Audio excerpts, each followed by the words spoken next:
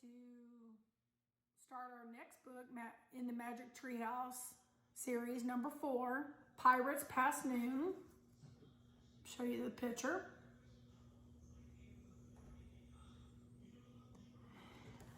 It's a treasure trove of trouble. Jack and Annie are in high seas adventure when the Magic Treehouse whisks them back to the days of deserted islands, secret maps, and ruthless pirates. Will they discover a buried treasure, or will they be forced to walk the plank? Chapter 1. Too late. Jack stared out his bedroom window. The rain kept falling and falling. The TV said it would stop by noon, said Annie, his 7-year-old sister. It's already past noon, said Jack. But we have to go to the treehouse, said Annie. I have a feeling the M person will be there today. Jack pushed his glasses into place and took a deep breath. He wasn't sure he was ready to meet the M person yet. The mysterious person who had put all the books in the Magic Treehouse. And this is them looking out the window as it was raining.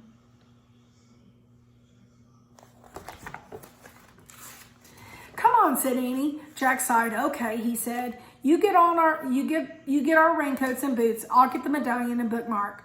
Annie ran to get their rain gear. Jack reached into his drawer and he took out the medallion. It was gold. The letter M was engraved on it. Then he took out the bookmark. It was made of the blue leather. It had the same M on it. Both M's matched the M that was on the floor in the treehouse. Jack put the medallion and bookmark into his backpack. Then he threw in his notebook and pencil. Jack liked to take notes about important things. I got our rain stuff, called Annie. Jack picked up his pack and went downstairs. Annie was waiting by the back door. She was putting on her boots. Meet you outside, she said. Jack pulled on his raincoat and boots. Then he put on his backpack and joined her. The wind was blowing hard. Ready, set, go, shouted Annie. They kept their heads down and charged into the rainy wind. Soon they were in the Frog Creek woods. Tree branches swayed, flinging rainwater everywhere. Yuck, said Annie. They splashed through puddles until they came to the tallest oak tree in the woods. They looked up. Tucked between 2 branches was the treehouse. It looked dark and lonely against the stormy sky. Hanging from the treehouse was a rope ladder. It was blowing in the wind. Jack thought of all the books up there. He hoped that they weren't getting wet. The M-person's been there, said Annie. Jack caught his breath. How can you tell? He said. I can feel it, she whispered. She grabbed the rope ladder and started up. Jack followed. Inside the treehouse, it was chilly and damp. But the books were dry. They were all neatly stacked along the wall, just the way they had been the day before. Annie picked up a castle book on top of one stack. It had taken them to the time of castles. Remember the knight, she said? Jack nodded. He would never forget the knight who had helped them. Annie put down the castle book. She picked up the next book on the stack. It was the dinosaur book that had taken them to the time of dinosaurs. Remember? She asked. Jack nodded. He'd never forget the pteranodon who had saved them from the Tyrannosaurus Rex. Then Annie held up a book about ancient Egypt. Meow, she said. Jack smiled. The Egypt book had taken them to the time of pyramids. A black cat had come to the rescue there. And here's the book about home, Annie said. She held up the book with a picture of their hometown in it, Frog Creek, Pennsylvania. Jack smiled again. The Pennsylvania book had brought them back home at the end of each of their adventures. Jack sighed. Okay, he still had 2 main questions. Who was the M person who had put all the books here? And did the knight, the pteranodon, and the cat all know the M person? Finally, Jack reached into his backpack. He took out his gold medallion and the leather bookmark. He placed them on the floor, right over the spot where the M glowed faintly in the wood. Rain blew into the treehouse. Brr, said Annie. It's not very cozy today. Jack agreed with her. It was too wet and cold. Look, Annie pointed to an open book lying in the floor. I don't remember a book being open.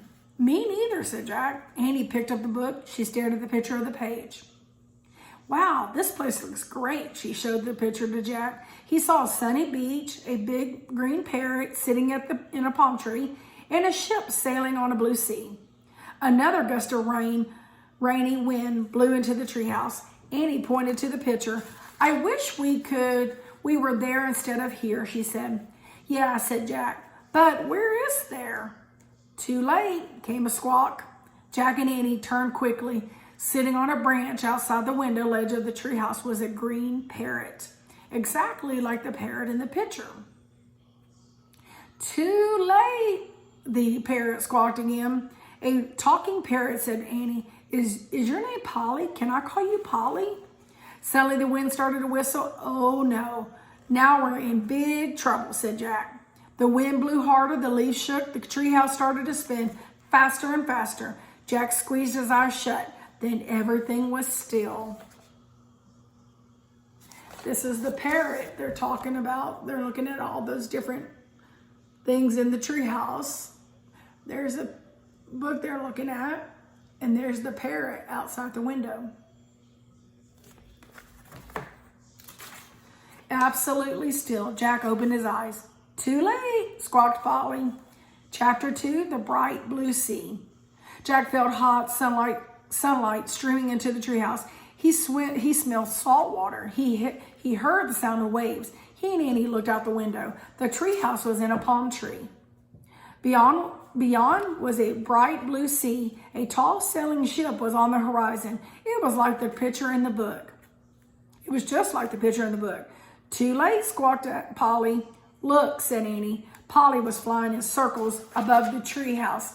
Then she swooped down to the ocean. Come on, let's follow her. Let's go in the water, said Annie. She took off her raincoat and dropped it on the floor.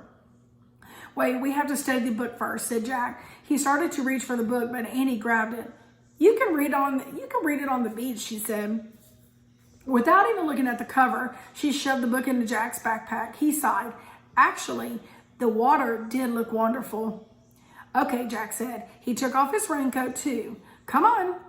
Annie handed Jack his backpack and started down the ladder. Jack folded the raincoat and put it next to the stack of books. He put it on his backpack, then he went down the ladder. As soon as Annie hit the sand, she ran toward the ocean. Jack watched her wade into the water. She was still wearing her rain boots. Your boots, Annie, called Jack. She shrugged.